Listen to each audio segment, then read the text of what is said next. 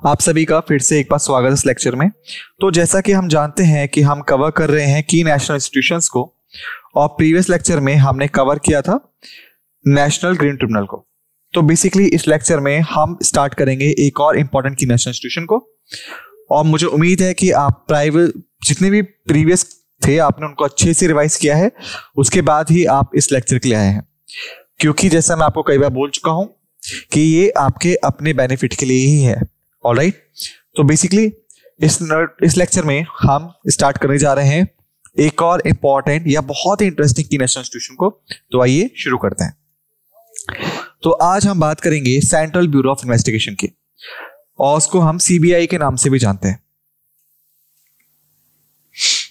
क्योंकि आपने सुना होगा सीबीआई का नाम कई बार मूवीज में, वेब सीरीज में या न्यूज चैनल्स में। तो ये बहुत इंटरेस्टिंग है इसके बारे में जानना। ओके, तो आइए शुरू करते हैं उसी मैनर में जिस मैनर में हमने बाकी चीजों को भी कवर किया है। ऑलराइट, जो पेरेंट मिनिस्ट्री है उसकी फुल फॉर्म है, उसके बाद उसकी एस्टेब्लिशमेंट है। तो आइए स्टार्ट करते हैं एक के बाद। अगर हम फुल फॉर्म से स्टार्ट करें तो बेसिकली आप कह सकते हैं कि इसका जो फुल फॉर्म है वो है central bureau of investigation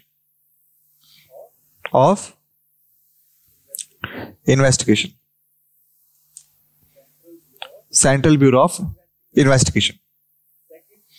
second, अगर हम बात करें एस्टेब्लिशमेंट ईयर की,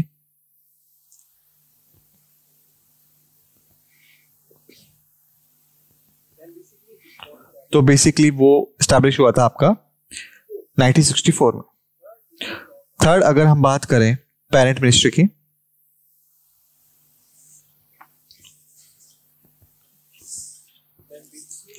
तो बेसिकली ये काम करता है अंडर द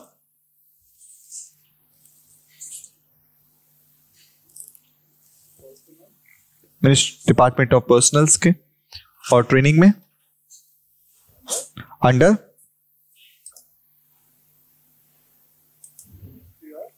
मिनिस्ट्री ऑफ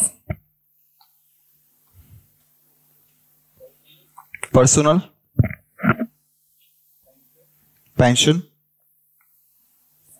और ग्रीवियंसेस।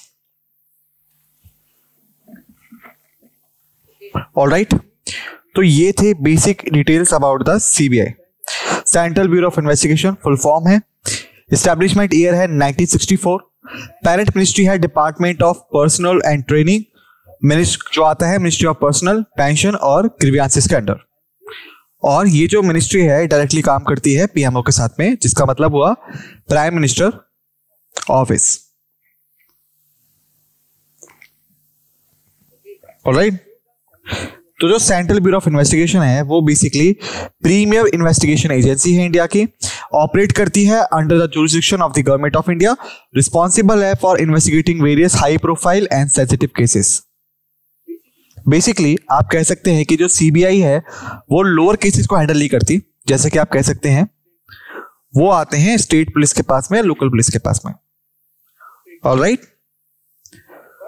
लेकिन जो सीबीआई है वो बेसिकली हाई प्रोफाइल केसेस को हैंडल करती है, जो कि लोकल पुलिस या स्टेट पुलिस के एडमिनिस्ट्रेशन के बाहर चले जाते हैं। ऑलराइट, तो यदि हम बात करें एस्टैब्लिशमेंट एंड जुरिसडिक्शन की सीबीआई की, तो बेसिकली हमें वापस जाना पड़ेगा वर्ल्ड वॉर पे, सेकंड टाइम पे, वर्ल्ड वॉर सेकंड के टाइम पे बेसिकली। तो अब आप पूछेंगे कि हम यहां क्यों गए, क्योंकि इसके दौरान हमारे पास था ब्रिटिश रूल इंडिया में। 1939 में से 1939 से 1945 तक वर्ल्ड वॉर चल रहा था। ऑलराइट, और हम थे अंडर ब्रिटिशर्स। इस टाइम पीरियड पे उन्होंने इंट्रोड्यूस किया दो इंपॉर्टेंट चीजों को। पहला था हमारा स्पेशल पुलिस एस्टैब्लिशमेंट एक्ट 1941 का। सेकंड था हमारा दिल्ली पुलिस या फिर कहें Delhi police establishment act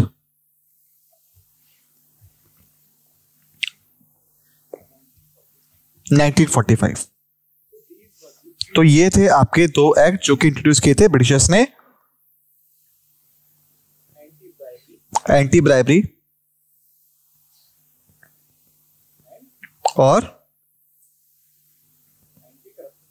anti corruption cases में। ऑलराइट, तो ये था प्री इंडिपेंडेंस एरा। जब हमें इंडिपेंडेंस मिली 1947 में, तो बेसिकली हम कई सारे करप्शंस को फेस कर रहे थे उस टाइम पे। तो हमने स्टार्ट किया कुछ सोचना, ऑलराइट, इन चीजों से बाहर निकलने के लिए बेसिकली। और फिर हमें पता चला कि हमारे पास है स्पेशल पुलिस एस्टैब्लिशमेंट एक्ट 1941 और दिल्ली पुलिस एस्टैब्लिशमेंट एक्ट 1945। और उसके बाद ये एक साल आया, वो था साल 1964 का। और उससे 1964 से 1965 जब एक कमेटी बनी जिसका नाम था सनातन कमीशन, जिसने रिकमेंड किया formation of central bureau of investigation.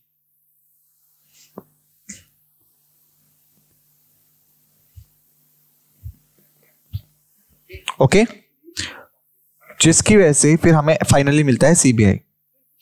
तो अगर हम बात करें सीबीआई के बारे में, तो सीबीआई बेसिकली आपका अपनी पावर्स को ड्राइव करता है from Delhi police establishment act, Delhi police establishment act, या फिर हम कहें Delhi special police establishment act,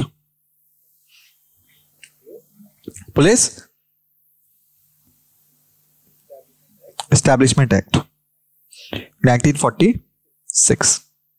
alright, लेकिन एक और चीज आप याद रखिएगा,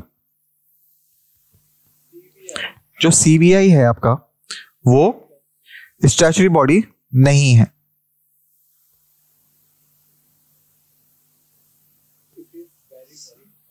ये बहुत ज्यादा इंपॉर्टेंट है। क्यों? क्योंकि आप कहेंगे जो सीबीआई है उसके पास अपना एक्ट है तो स्टैट्यूटरी बॉडी क्यों नहीं है? क्योंकि जो डीएसपी एक्ट 1946 था वो सिर्फ पावर देता है सीबीआई को, लेकिन सीबीआई को इस्टेब्लिश नहीं करता है। ऑलराइट, अंडर दिस एक्ट, क्योंकि जो दिल्ली स्पेशल पुलिस एस्टैब्लिशमेंट था 1946 का, वो उसे पावर दे रहा है लेकिन वो एस्टैब्लिशमेंट नहीं देता है। सीबीआई जो था बेसिकली एस्टैब्लिश हुआ था on recommendation of Sanatan committee. Alright, इसी वजह से ये स्टैट्यूटरी बॉडी नहीं है, लेकिन ये अपनी पावर को ड्राइव करती है फ्रॉम डीएसपी एक्ट 1946। ओके, तो ओरिजिनली जो सीबीआई है उसका मैंडेट था to investigate cases related to corruption, economic offences and offences under specific laws that fall under the jurisdiction of the central government. Economic offences हो गए आपके, corruption हो गया आपका, और ऑफेंसेस हो गए जो कि स्पेशलाइज थे under the jurisdiction of the central government. तो इन सब के लिए सीबीआई एस्टैब्लिश हुआ। या सिंपल टर्म्स में आप कह सकते हैं कि सिर्फ ये असिस्ट करता है द सेंट्रल विजिलेंस कमीशन को और लोकपाल को। ऑलराइट, तो बेसिकली जो सीबीआई है वो ओरिजिनली सपोर्ट करता है सेंट्रल विजिलेंस कमीशन और लोकपाल को। लोकपाल को स्टैब्लिश किया गया था 2013 में और सीवीसी को स्टैब्लिश किया गया था 1964 में। लेकिन ओवर द टाइम पीरियड, क्योंकि जो एफिशिएंट वर्किंग थी सीबीआई की, या फिर कहें उसका जो एक्सीलेंट वर्क था,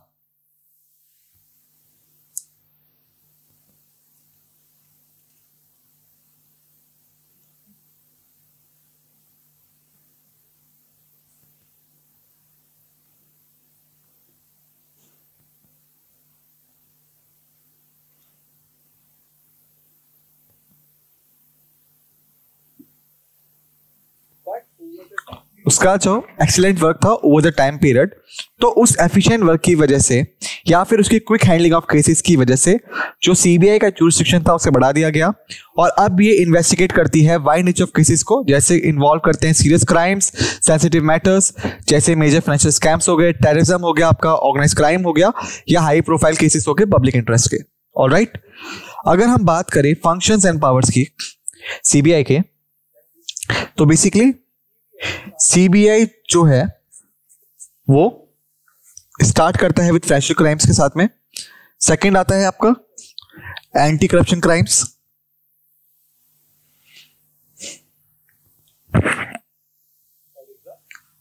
और थर्ड है आपका स्पेशल क्राइम्स। तो ये थे आपके मेजर क्राइम्स जो सीबीआई हैंडल करता है। तो आइए बात करते हैं इनके बारे में एक के बाद एक। पहले हम स्टार्ट करते हैं फाइनेंशियल क्राइम से।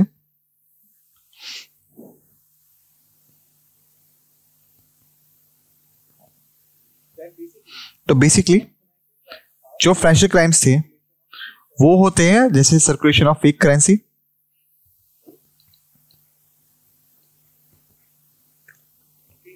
ओके, ब्लैक मनी हो गया आपका, ऑलराइट। उसके बाद हो गया आपके हवाला नेटवर्क्स और बाकी चीजें, ऑलराइट। तो ये होते हैं आपके अंडर फाइनेंशियल क्राइम कैटेगरीज। इसके बाद अगर हम बात करें एंटी करप्शन की,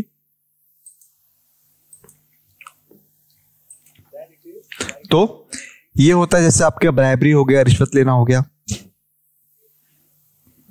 ऑलराइट, जैसे आपका फेवरिज्म देना हो गया, ऑलराइट, लाइक इलीगल एग्रीमेंट्स हो गए आपके। इस टाइप के केसेस जो होते हैं वो होते हैं आपके एंटी करप्शन। लेकिन जो आपके स्पेशल केसेस होते हैं बेसिकली उन्हें नोटिफाइड कौन करता है? The mandate of central government, जैसे टेररिज्म हो गया आपका और क्राइम हो गया अगेंस्ट स्टेट सिक्योरिटी।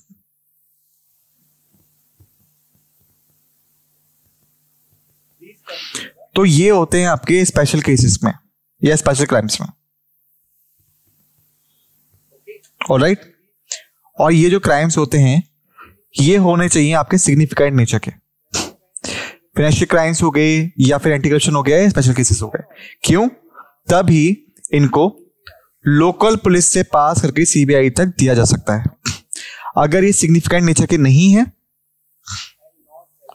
और इनके पास कोई भी ऐसा क्वेश्चन नहीं है जो कि होते हैं regarding the policy adopted by the local police, alright, तो ये जो केसेस हैं ये ट्रांसफर नहीं हो सकते सीबीआई तक जब तक कि अनटिल और अनलेस जो सेंट्रल गवर्नमेंट है वो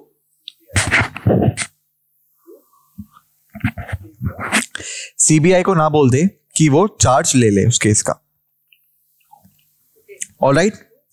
तो अगर सेंट्रल गवर्नमेंट बोलती है सीबीआई को कि वो उस केस का चार्ज ले ले जिस पे बहुत सिग्निफिकेंट क्वेश्चन कंसर्न है और लोकल पुलिस अगर अच्छा कर रही है उस केस में, ठीक है, तो एज पर द लॉ और रूल्स वो केस जनरली नहीं जाएगा, ऑलराइट। लेकिन अगर सेंट्रल गवर्नमेंट ने बोल दिया कि वो केस ट्रांसफर होना चाहिए लोकल पुलिस से, तो ही जो सीबीआई है वो चार्ज ले सकती है। और यहां पे आप बोल सकते हैं कि जो कंसेंट है स्टेट पुलिस का उसकी जरूरत होती है। सॉरी, स्टेट गवर्नमेंट है, पुलिस नहीं है, गवर्नमेंट है, ओके। तो स्टेट गवर्नमेंट का कंसेंट रिक्वायर्ड होता है। तो ये होता है पहला सिनेरियो। सेकंड सिनेरियो है जो सुप्रीम कोर्ट है या जो हाई कोर्ट है,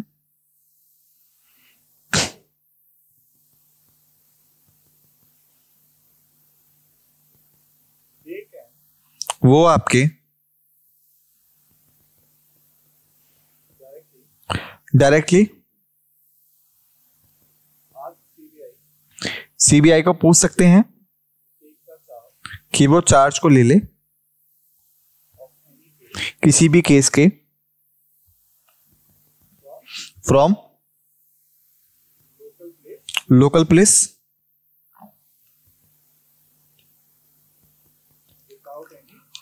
बिना किसी कंसेंट के। ऑलराइट, तो जब सेंट्रल गवर्नमेंट चाहते सीबीआई को केस लेने के लिए तो उन्हें स्टेट गवर्नमेंट का कंसेंट लेना पड़ता है, लेकिन जब सुप्रीम कोर्ट और हाई कोर्ट ऑर्डर करता है सीबीआई को कि वो केस को टेक ओवर कर ले तो उन्हें कोई कंसेंट या अप्रूवल नहीं चाहिए। तो इन पॉइंट्स को याद रखिएगा। आइए आगे चलते हैं। तो ये एक्ट करता है as a premium investigative agency for anti corruption cases against central government employees या फिर पब्लिक सर्वेंट्स। तो अगर आप न्यूज देखते हैं या वेब सीरीज देखते हैं, मूवीज को देखते हैं, तो जहां पे अगर कोई भी स्कैम मेंशन है, करप्शन क्राइम मेंशन है, तो आपने जरूर सुना होगा कि कुछ समय पश्चात जब लोकल पुलिस अच्छे से उस केस को हैंडल नहीं कर पाती तो लोग मांग करते हैं सीबीआई इन्वेस्टिगेशन की। इसका मतलब हुआ कि ये प्रीमियम इन्वेस्टिगेटिव एजेंसी है। जब अदर फैक्टर्स फेल हो जाते हैं या जब बाकी स्टेक होल्डर्स फेल हो जाते हैं इन्वेस्टिगेशन में,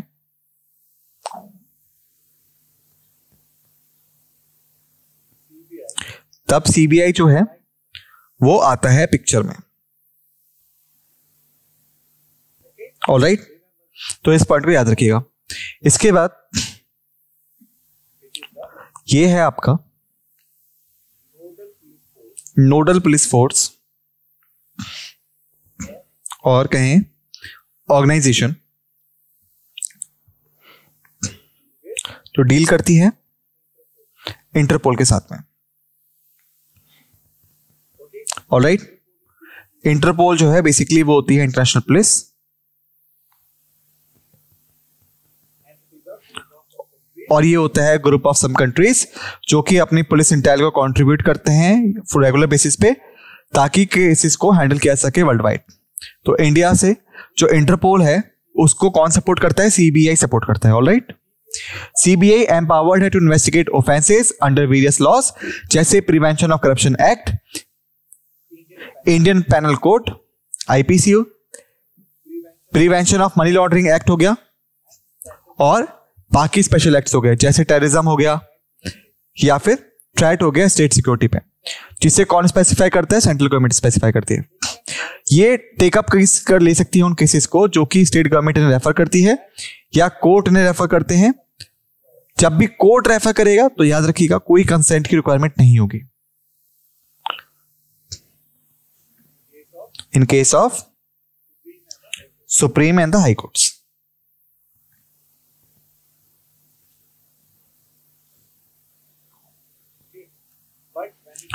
लेकिन जब बात होगी स्टेट गवर्नमेंट की तो उनको परमिशन लेनी पड़ेगी या कहें अप्रूवल लेना होगा फ्रॉम द सेंट्रल गवर्नमेंट।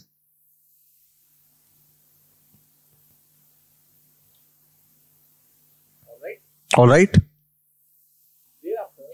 इसके बाद यदि हम बात करें ऑर्गेनाइजेशनल स्ट्रक्चर की सीबीआई के, तो सीबीआई जो है बेसिकली उसको हेड करता है डायरेक्टर जो कि अपॉइंटेड होता है बाय सेंट्रल गवर्नमेंट और होल्ड करता है rank equivalent to the DGP यानी डायरेक्टर जनरल ऑफ पुलिस। और बेसिकली अगर हम बात करें इसकी, जो डायरेक्टर है उसको असिस्ट करता है bye team of special directors या एडिशनल डायरेक्टर्स और जॉइंट डायरेक्टर्स जो कि हाई रैंकिंग पुलिस ऑफिसर्स होते हैं। सीबीआई ऑपरेट करता है थ्रू सेवरल ब्रांचेस और स्पेशलाइज्ड यूनिट्स, हर एक रिस्पॉन्सिबल होती है स्पेसिफिक टाइप्स ऑफ इन्वेस्टिगेशंस के लिए। तो बेसिकली जो सीबीआई डायरेक्टर होता है वो होना चाहिए आईजी रैंक का, यानी मतलब हुआ इंस्पेक्टर जनरल। इंस्पेक्टर जनरल, और ये इक्विवेलेंट होता है डीजीपी ऑफ पुलिस के। सेकंड थिंग यहां पे है कि ये अपॉइंट हो सकते हैं 2 साल के लिए बेसिकली, लेकिन उनको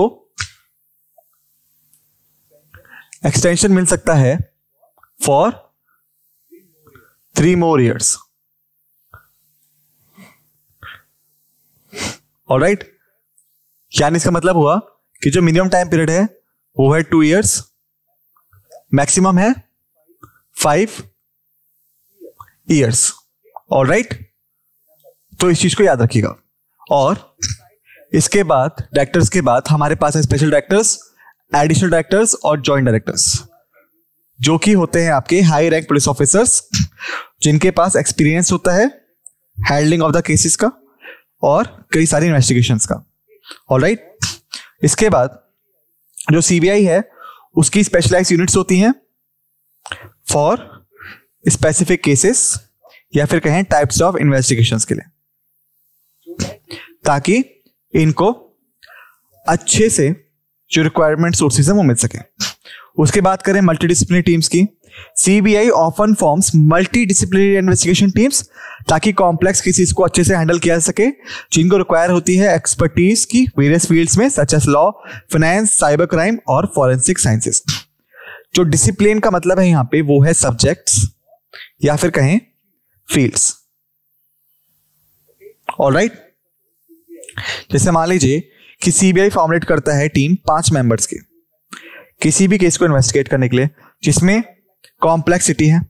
जैसे एक मेंबर है लॉ का है, एक मेंबर फाइनेंस से बिलोंग करता है, एक मेंबर साइबर क्राइम से है, एक फॉरेंसिक साइंसेस से है, सम है पुलिस फोर्सेस से या पुलिस एडमिनिस्ट्रेशन से. तो ये सब जो है मिलके इन्वेस्टिगेट करेंगे इस केस को ताकि अपग्रेड एफिशिएंसी मिल सके. ऑलराइट, इसके बाद है स्पेशल कोर्ट्स. सीबीआई के पास भी होते हैं अपने स्पेशल कोर्ट्स. जैसे जब हम बात करते हैं एनआईए की तो हमने मेंशन किया था स्पेशल कोर्ट्स का. ठीक वैसे ही सीबीआई जो है उसके पास भी स्पेशल कोर्ट्स होते हैं ताकि वो सीबीआई के केसेस को हैंडल कर पाए.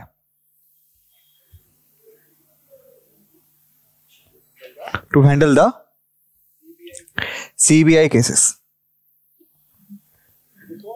क्योंकि जैसा कि हम जानते हैं, ये हमने डिस्कस किया था ट्रिब्यूनल सेक्शंस में, कि जो ट्रेडिशनल कोर्ट्स हैं वो ऑलरेडी बहुत ज्यादा ऑक्यूपाइड हैं. तो इस सिनेरियो में अगर मान लीजिए कि सीबीआई का कोई केस यहां पे आता है, यानी कोई भी ऐसा केस जिसमें सिग्निफिकेंट मोटिव है, और अगर सीबीआई ट्रेडिशनल कोर्ट्स के पास जाती है जो पहले से ही बहुत ज्यादा ऑक्यूपाइड है, तो क्या होगा? जो केस है वो रुक जाएगा बहुत लंबे समय तक के लिए और जस्टिस जो है वो डिनाई हो जाएगा. ऑलराइट, इसीलिए सीबीआई के पास फैसिलिटी होती है to establish the special courts ताकि सीबीआई केसेस को सुना जा सके. ऑलराइट, सो सीबीआई केसेस है उनको हर्ट किया जाता है स्पेशल कोर्ट्स में या फिर डेजिग्नेटेड स्पेशल कोर्ट्स में, जिन्हें रिस्पेक्टिव स्टेट गवर्नमेंट या सेंट्रल गवर्नमेंट एस्टैब्लिश करते हैं.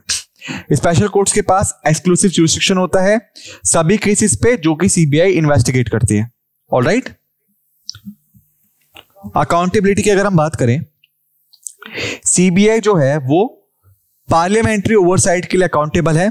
ऑलराइट, एंड अकाउंटेबल है to central vigilance commission CVC.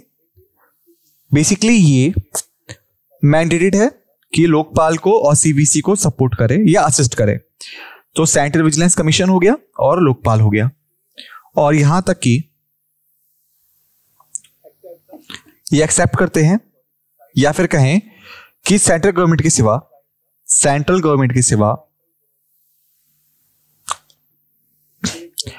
और स्टेट गवर्नमेंट के और सुप्रीम कोर्ट के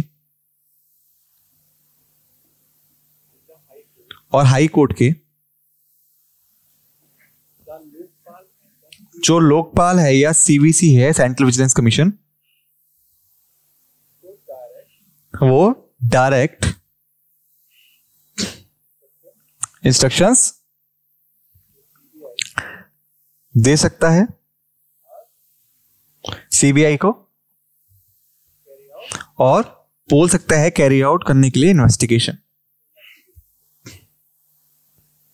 ऑलराइट, सो सेंट्रल गवर्नमेंट और स्टेट गवर्नमेंट के सिवा, सुप्रीम कोर्ट और हाई कोर्ट के सिवा, सीवीसी वो ऑर्गेनाइजेशन है जो सीबीआई को डायरेक्टली इन्वेस्टिगेशन करने के लिए बोल सकती है.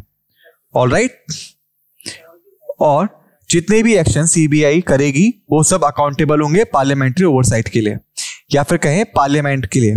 ऑलराइट,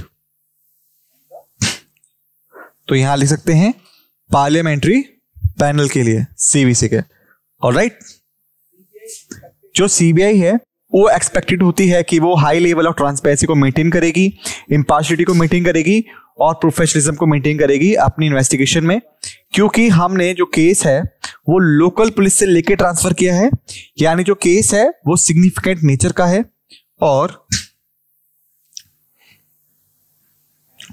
और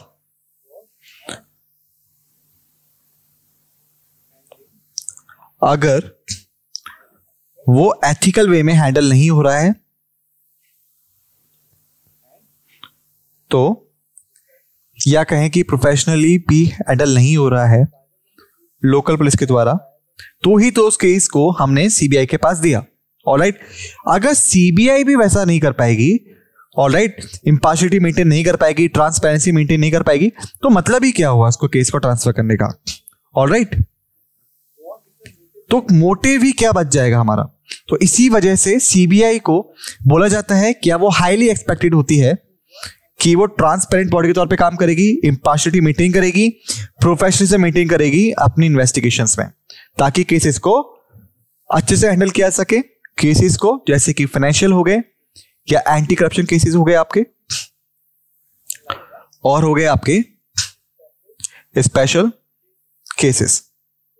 ऑलराइट, फिर है collaboration with other agencies.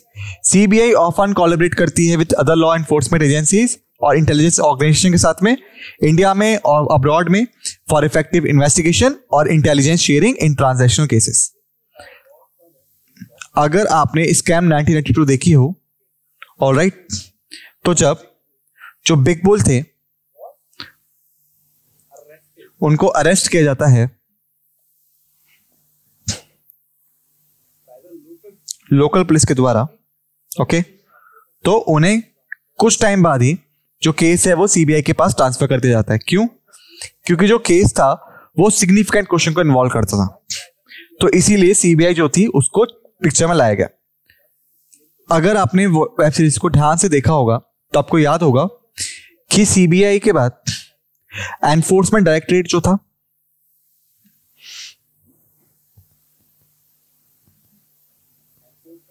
Enforcement directorate जो था आपका, नारकोटिक्स ब्यूरो जो था आपका, alright, stock exchange board of India जो था आपका,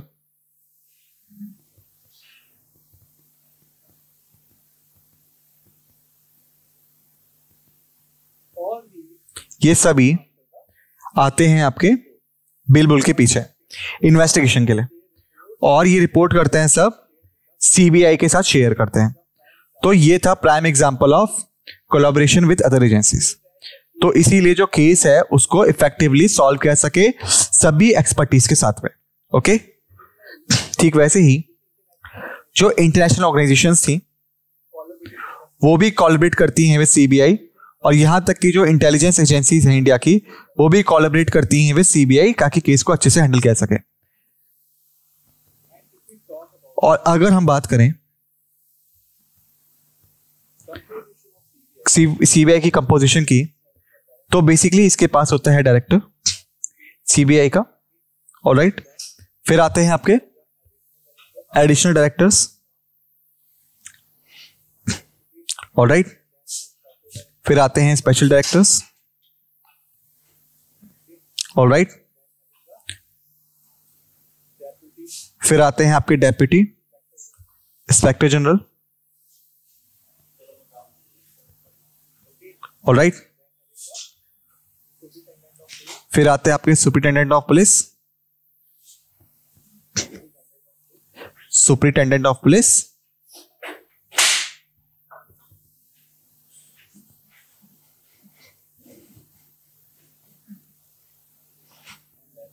और फिर आते हैं आपके बाकी रैंक ऑफिसर्स। तो ये था आपका general composition of CBI. Director of the CBI होने चाहिए आपके इंस्पेक्टर जनरल, रैंक ऑफिसर, जो कि इक्विवेलेंट होंगे आपके डीजीपी ऑफ स्टेट पुलिस के। इसके बाद आते हैं additional director, special director, deputy inspector general जिसे हम डीआईजी के नाम से भी जानते हैं, सुपरिटेंडेंट ऑफ पुलिस, और फिर आते हैं अदर रैंक ऑफिसर्स। ओके, सो इस लेक्चर में हमने आज सीबीआई को कवर कर लिया है। ऑलराइट, मुझे उम्मीद है कि आपको लेक्चर समझ में आया होगा अच्छे से। ओके, इन सभी फैक्ट्स एंड फिगर्स को अच्छे से रिवाइज कीजिएगा इससे पहले कि आप नेक्स्ट लेक्चर के लिए आए। और नेक्स्ट लेक्चर में हम स्टार्ट करेंगे एक और इंपॉर्टेंट की नेशनल इंस्टीट्यूशन को। तब तक के लिए आप सभी का धन्यवाद।